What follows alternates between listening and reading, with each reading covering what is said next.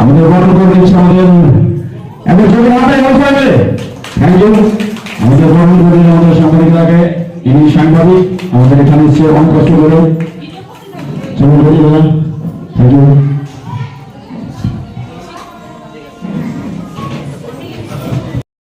সবাইকে ধন্যবাদ জানাই।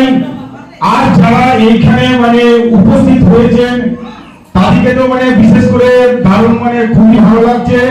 আর যাদের জন্য এই প্রোগ্রাম সেটা হচ্ছে আমার এই অঙ্কুশ ভাই, এক নম্বরে আপনারা তো সবাই চেনেন, আর এই দাদাকে তো সবাই চেনেন।